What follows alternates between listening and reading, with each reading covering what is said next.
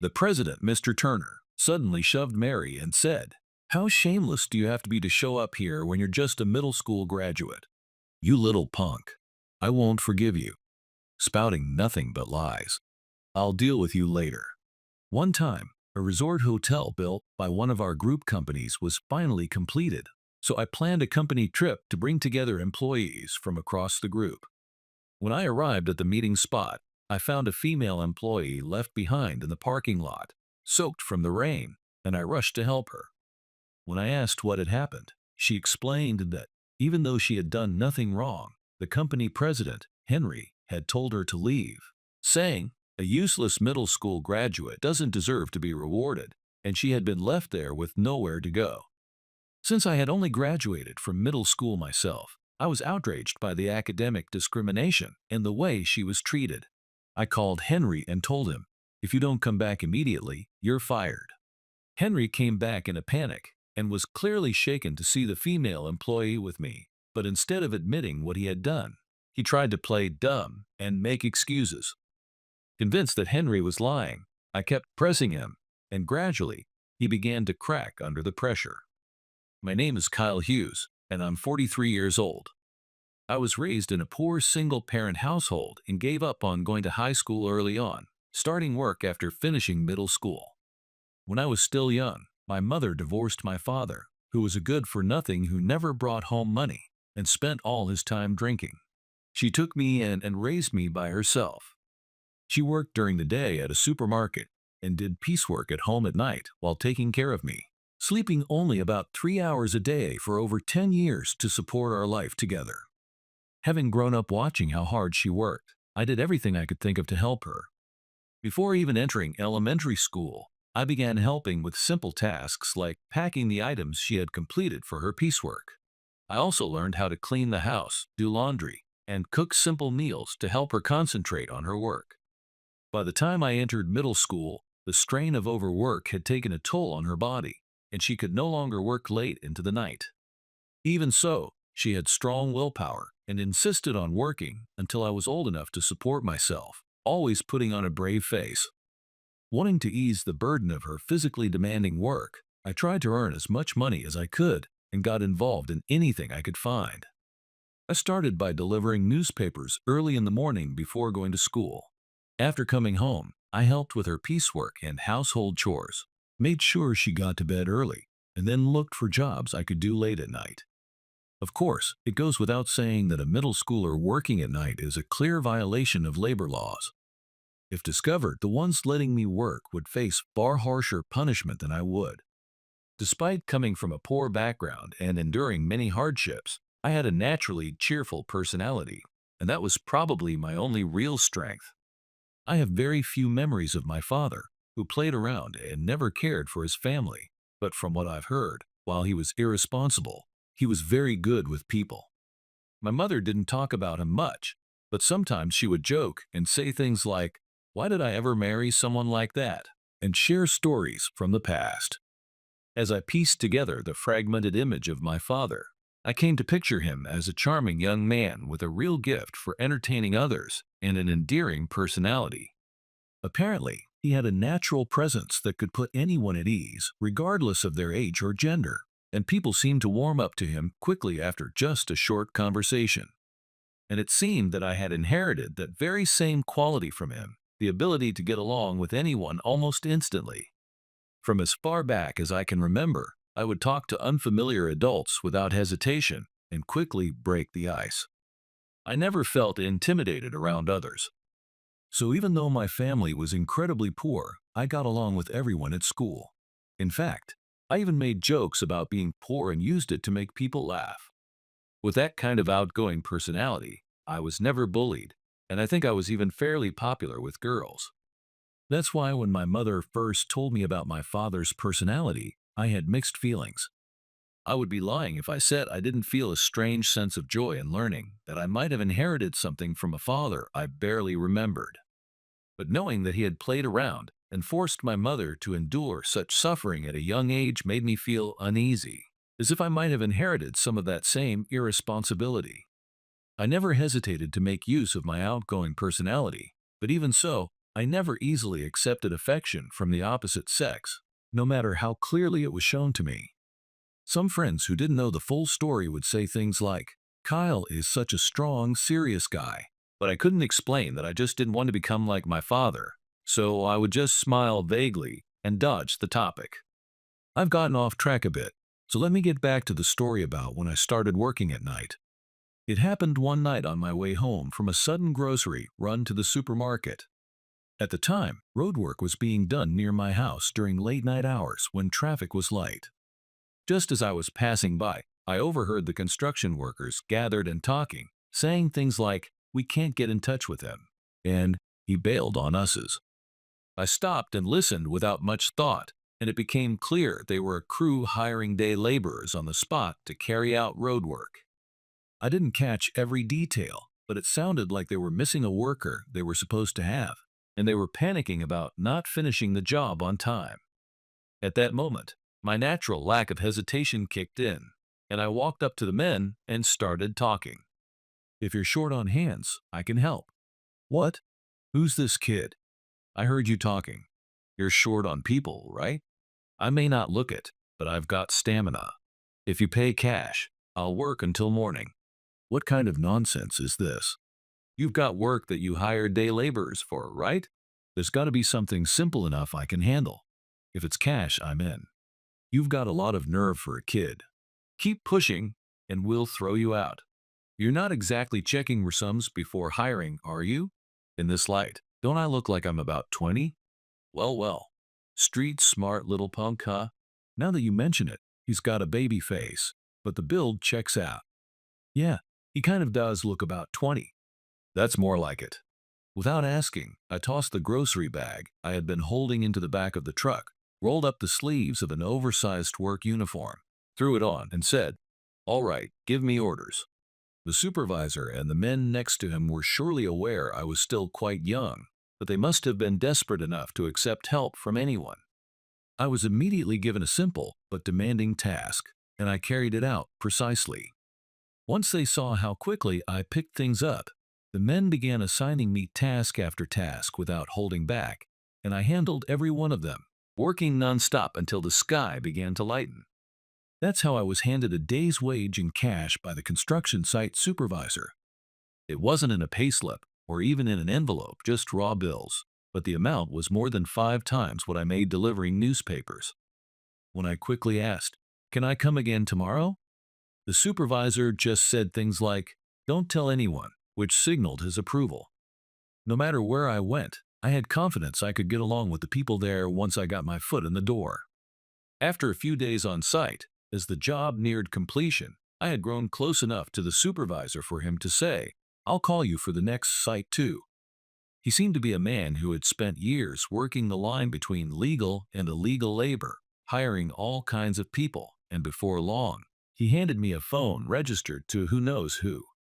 "Never make calls from this. I'll use it to contact you when there's work." That was all he said, and from then on, he called me whenever he needed extra hands. This is how I secured a powerful, though unspoken, source of income and managed to keep our household afloat. Of course, my mother noticed me slipping out at night and returning early in the morning soaked in sweat, but she sensed I was doing it for the family and never questioned me. Once construction work became steady, I decided to quit newspaper delivery to make time for sleep. While attending school and working grueling night shifts, I got through middle school sleeping only a little each morning, and in doing so, I built not just physical endurance, but the mental strength to handle 10 times the workload of others without flinching. By the time graduation neared, I had become so experienced in organizing construction that I could keep the site running smoothly even when the supervisor was away. After finishing middle school, I naturally chose construction as my official career. Now that I had proper legal status, I could no longer hide my age and work in the mud on night sites, but I began being assigned to coordinate the construction process instead. There was no one else my age who understood the ins and outs of night operations as well as I did, and the sites I managed quickly gained a reputation for being efficient and easy to work on. Using the lessons I had learned from struggling through night shifts, coordinating with government offices and local residents, securing manpower, and planning material deliveries to suit traffic conditions, I was able to predict and control the flow of work perfectly. Before long, my name reached upper management, and I began to be known as the incredibly capable middle school graduate. Curious executives started inviting me out for meals. This was another time when the personality I had inherited from my father proved useful. When I told funny stories about working in secret on night sites and the crazy things that happened there, even the highest ranking people took a liking to me right away. Many older people in the construction industry had gone through similar hardships in their youth, especially back when labor laws weren't firmly in place. Those were the very people who enjoyed hearing about my less than legal path, saying things like, "So there are still young guys today who take risks like we used to," and they go on to share stories from their own youth. But that doesn't mean I spent all my time trying to flatter those in power. Once I was able to manage multiple sites with precision, I was quickly promoted to a managerial position overseeing an entire department. There too, I learned the job quickly and produced results, and before I turned 20, I found myself getting involved in company management. It may sound unbelievable, but that's how I became president of the company at the age of 22. Having worked my way up from the ground, I had allies and relationships at every level of the organization. So when the outgoing president named me as his successor, there was hardly any opposition. As president, I used my deep understanding of on-site operations to my advantage and led the company to rapid growth. Eventually, a major general contractor approached us about a buyout. I boldly took the offer, sold the company, and joined a national business group. At that point, I felt I had accomplished everything I could in the construction industry, and I began entering the logistics and service sectors through my network of contacts. Even when acquiring companies, I never took control from the top down. I always worked on site for a short period, gradually moved upward, and learned the operations from the inside out. For me, reshaping a company in line with my ideal style by understanding every part of its operations was the most enjoyable part of the process. By the time I was in my early 30s, I owned more than 10 companies across multiple industries. I passed the role of president on to my subordinates as early as possible and established a style of leadership as chairman, checking in on key areas of each company and stepping in only when necessary. It was around this time that I finally got married and had a child. Though I had dated several people since my late teens, I had never made it to marriage. Part of it was my desire to prioritize work, but I was also afraid that if I got married, I'd end up like my father, putting my own desires first and sacrificing my family. But by my 30s, having interacted with so many people and looked deeply inward, I had finally built the confidence that I would not become like him. Around that time, I met a woman who truly understood me. I chose her as my life partner and was able to build a family with her. Having gone through this extraordinary journey, I turned 43 this year. The number of companies in my group exceeded 20, but I continued my practice of working on site for several months whenever a new company was launched. What I'm currently most invested in is a plan to build a large-scale resort hotel. My group already owns a company in the tourism industry, and resort operations are part of its business. It had been nearly 10 years since I last worked with that company. The company had continued to grow steadily without my direct involvement, but this time we were set to execute a plan unlike anything we had done before, and for the first time in years, I decided to take the lead myself. This resort development project was not on new land. Instead, it aimed to revive a resort facility that had been abandoned after going bankrupt during the post-bubble economic downturn, so deteriorated that even the local government had left it untouched. Though the facility had failed once, the land had since been divided among several companies, making acquisition easier. I began investigating whether it would be possible to draw people back to the area. As I often did, I relocated to a place near the desolate resort, interacting with local residents while researching potential tourism assets and assessing the condition of neglected roads in detail. I focused on the surrounding highlands, which still retained beautiful, untouched natural landscapes. I was confident that by rebuilding the existing facilities without destroying the natural environment and collaborating with the locals to enrich the area's offerings, We could breathe life back into the region. With my naturally forward attitude, I began attending meetings at the small local shopping district and slowly built enthusiasm by engaging in honest conversations with initially hesitant residents. At the same time, renovation of the hotel moved forward.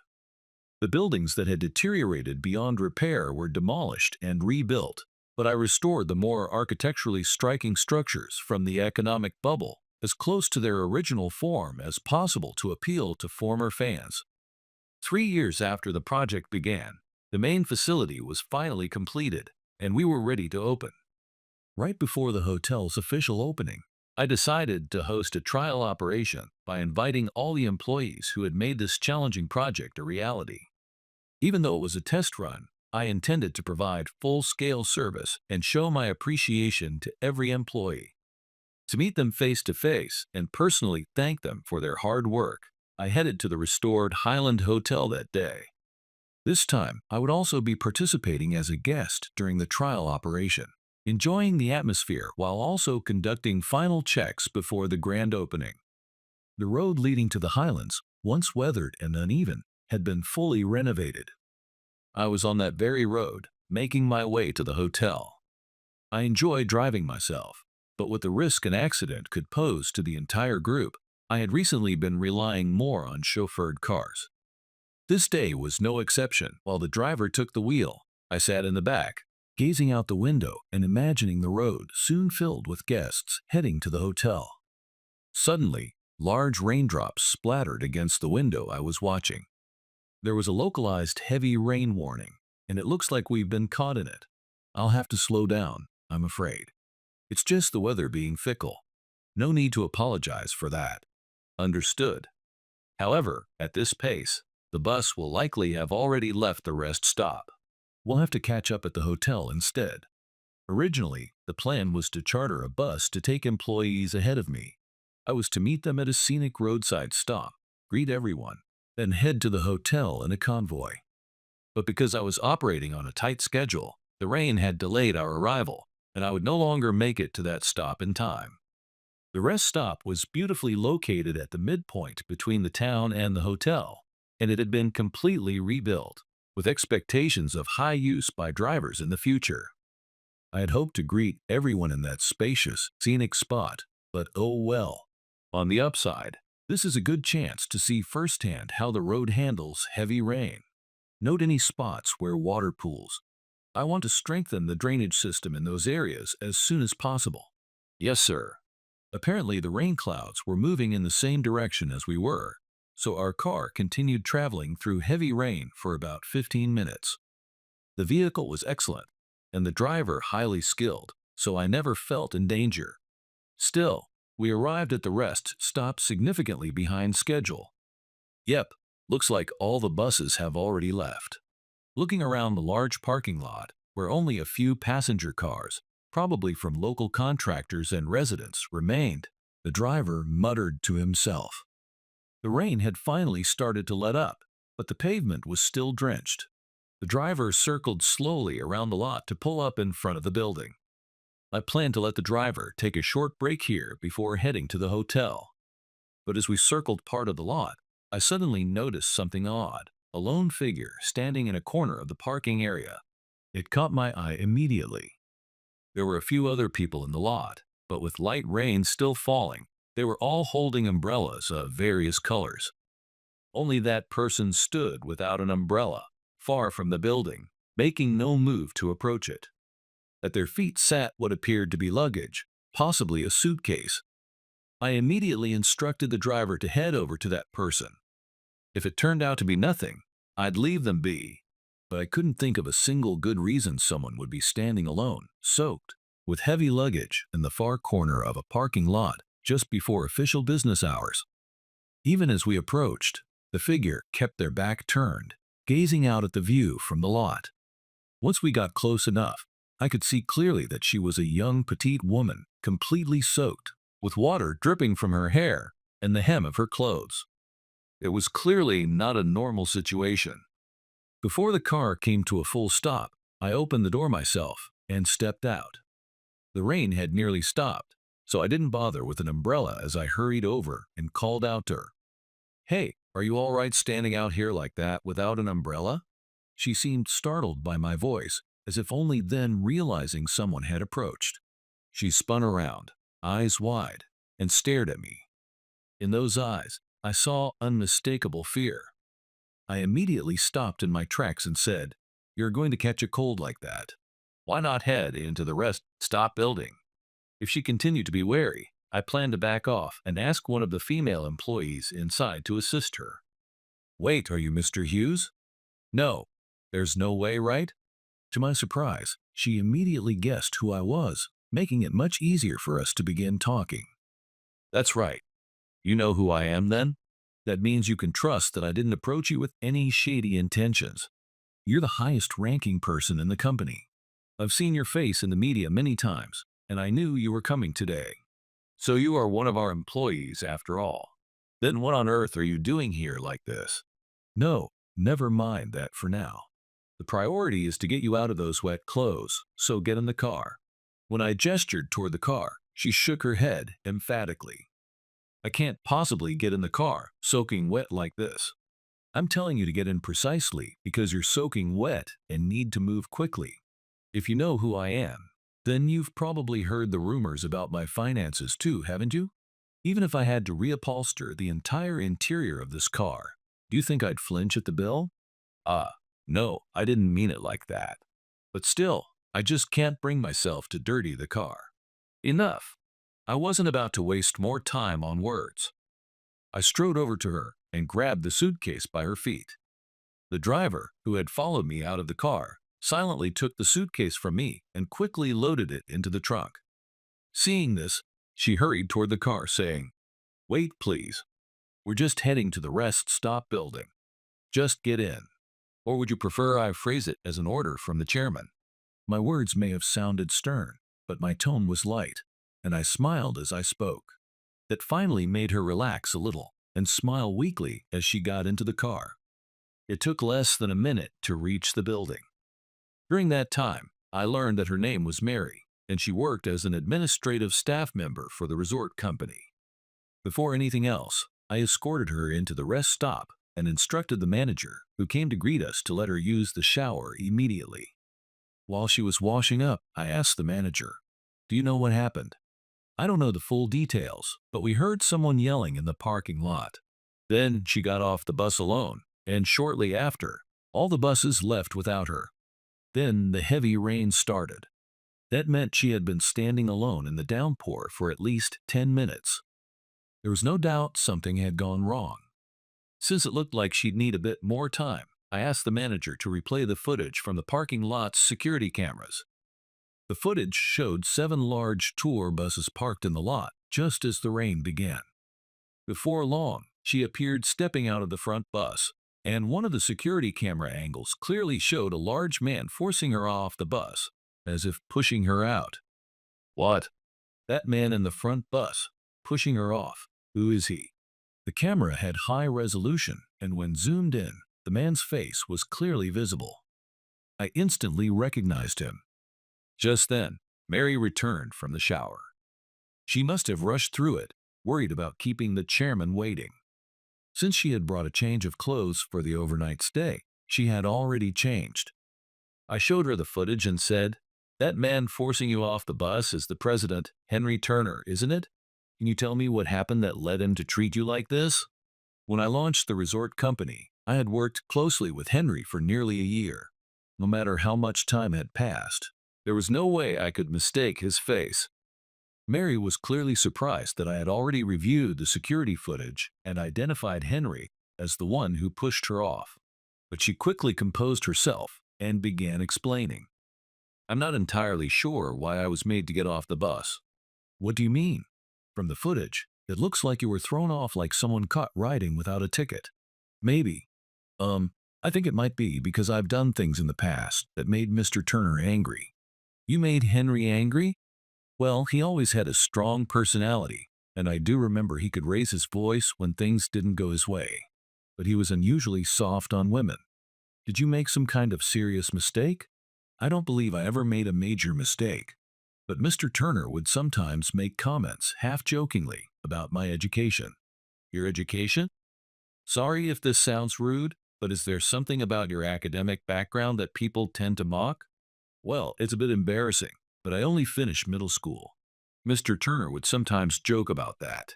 At that moment, I had to suppress the urge to slam my fist against the table in front of me. To mask my inner frustration, I forced myself to speak in a cheerful tone. Being a middle school graduate isn't something to be ridiculed. You might not know this, but I entered society after finishing middle school too. I won't say education is meaningless, but it doesn't define who we are. What matters is what we're doing now. Mr. Turner says similar things in public, but off the record, he often teases employees about their education. He once said to someone in front of everyone, "You'll never rise above your position with a degree from a no-name college." And that person lost all motivation and ended up quitting. Are you serious? I was genuinely shocked to hear the side of Henry, a man I had once spoken with like a comrade.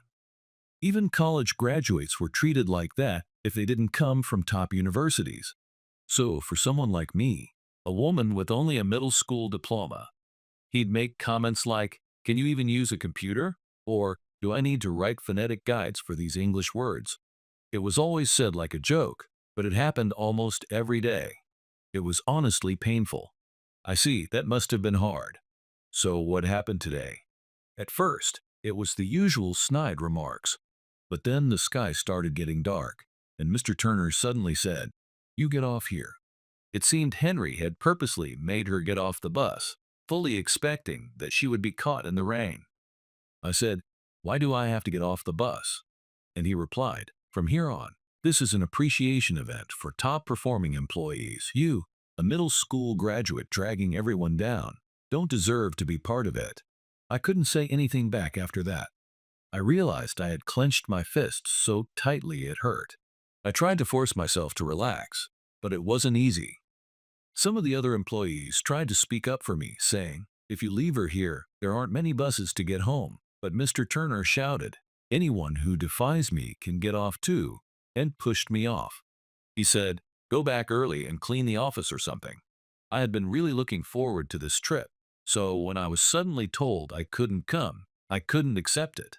I didn't feel like doing anything anymore, so I just stood there in a daze. "So that's why you were soaking wet and didn't even notice when I approached you." "Yes, I'm so sorry. Because of me, your tightly packed schedule got all thrown off, Mr. Hughes. But I'm fine now. Please, don't worry about me. So go on ahead.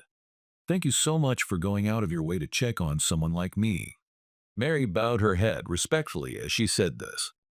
"Well, I'll have to catch up with everyone eventually, but it looks like I've got something I need to deal with first." I said this as I pulled out my phone and called Henry. His deep voice came through immediately. "Ah, Mr. Hughes, good to hear from you. Yeah, I heard you couldn't make it to the rest stop, but you'll be arriving at the hotel as planned, correct?" "That's right." "Then let's enjoy a good drink together at the hotel. I've got plenty of stories to share. You won't be bored, I promise. Before that, there's something I need to clarify. Turn around and come back right now.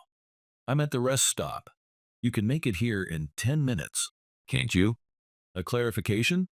I haven't heard of any issues with the hotel's operations." "It's not about the hotel. It's about company conduct." "Company conduct? What do you mean by?" "I'm not going to waste time on a long conversation. If you won't come back, fine. Go enjoy yourself at the hotel. In that case, I'll head back to the company and start looking for your replacement." "What? What do you mean by that?" "You're refusing to attend a meeting I consider absolutely critical. That must mean you don't need your title as president anymore. So I have no choice but to begin selecting your successor. Sorry to interrupt your fun." "Please wait. I'm coming back right now. I have no intention of resigning. Please, just give me a moment." I could already hear Henry on the other end yelling, "Turn the car around, now," at his driver. I ended the call and moved with Mary to the lobby, which had a clear view of the parking lot. Before long, buses began to arrive one after another from the direction of the Highlands and pulled into the lot. That's when I muttered to myself, I suppose just Henry's bus would have been enough. Mary stood beside me with a worried look, staring out at the parking lot, unsure of what I intended by calling everyone back. Mary, there's nothing for you to worry about. If everyone sees what happens next, it'll make my intentions that much clearer. It's a good thing Henry brought them all back. With that, I led her outside from the lobby. Henry came stumbling out of the lead bus and rushed toward me, but when he saw Mary standing a few steps behind, his face stiffened and he stopped in his tracks.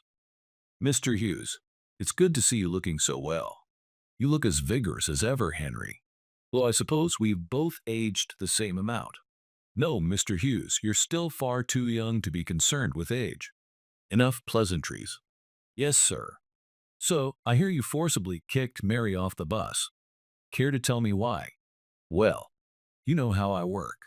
I gather every bit of information before asking a single question. I didn't just hear her side, and I spoke with the manager too. I also reviewed the security footage and saw exactly what you did. If you say something inconsistent, I'll keep asking until the contradictions are resolved. Be ready for that. I hate wasting time more than anything. From Henry's strained expression, I was already nearly certain of what had happened, but if there was something deeper I hadn't realized, I was willing to let him explain. As Henry stammered, employees began filing out of the buses. More than 200 people were soon gathered at the entrance to the rest stop. At the center of it all stood Henry, pale and sweating, facing me. Mary, trying to avoid attention, stood a few steps behind me, looking small and tense. Now that everyone's here, let me ask again. Henry, why did you make her get off at a parking lot where you knew heavy rain was imminent and send off all the buses? Did you not consider that she might get soaked? Well, she could have used an umbrella. She's not a child after all. I see. A reasonable point. But when I found her, she was standing there drenched, too emotionally shattered to even hold an umbrella. That's how deeply your actions affected her. Ugh. And from what I gather, it was your words that caused that shock. Am I wrong? How someone takes what I say, that's beyond my control. If I didn't intend harm, and someone chooses to be upset for their own reasons, I don't think it's fair to hold me accountable. So you're saying that when a president tells an employee, you're a useless middle school graduate who doesn't deserve to enjoy this trip, so go back and clean the office, it's not your concern whether they're hurt by that or not? Ugh. Or are you saying there's something wrong with what I just said? If you claim you didn't say anything like that, then tell me exactly what you did say as best as you can remember. I don't recall the exact words, but I swear I didn't speak so harshly as to insult her. Still refusing to take responsibility, Henry clung to flimsy excuses. I glanced behind me. Mary, clearly overwhelmed by the crowd, stood silently, too intimidated to speak. But then, another voice rose from among the employees in her place. That's a lie. Mr. Turner said things even worse than what Mr. Hughes just described. I heard it myself. You be quiet. I'm the one being questioned here. Anyone who speaks out of turn will be punished later. Anyone who was on the same bus would have heard what he said. I won't allow any retaliation, so please, speak up if you know anything. Mr. Turner said, how shameless do you have to be to show up here when you're just a middle school graduate? And then he shoved Mary. You little. I won't forgive this. Spouting lies. You'll pay for this later.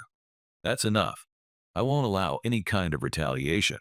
From this moment on, Henry, you are not to make any personnel decisions without my explicit approval. What? But I'm the president of this company. I made you president because I believed in your abilities.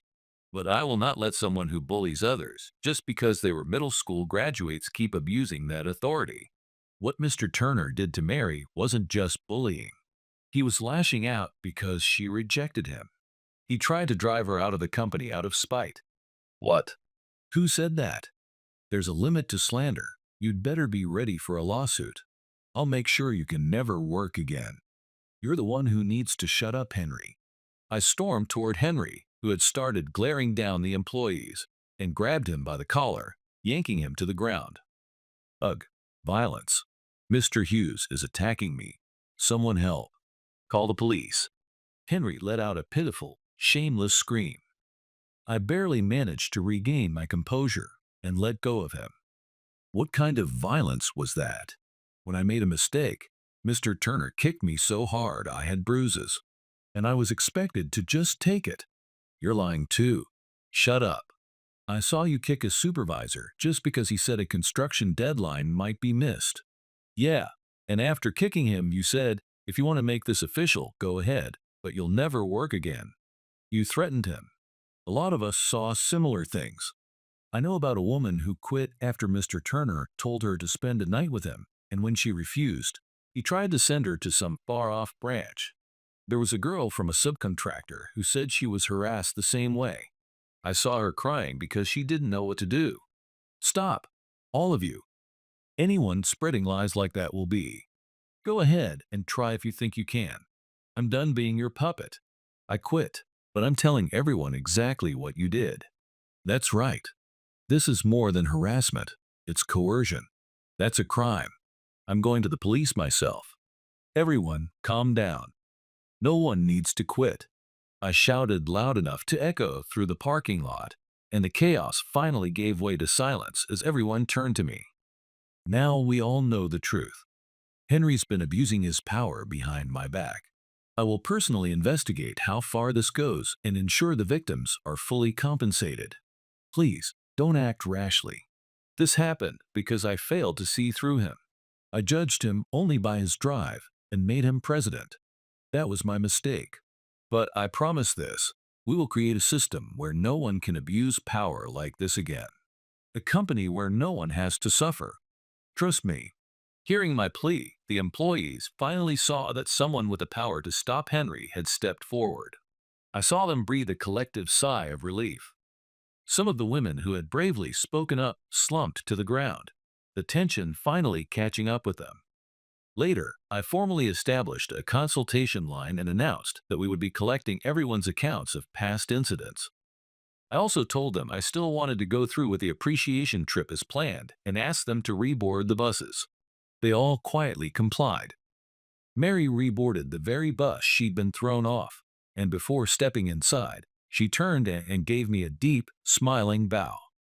As I saw her smiling happily through the window, greeted by her friends on the bus, I finally let out a long sigh and turned to head back to the car where the driver was waiting.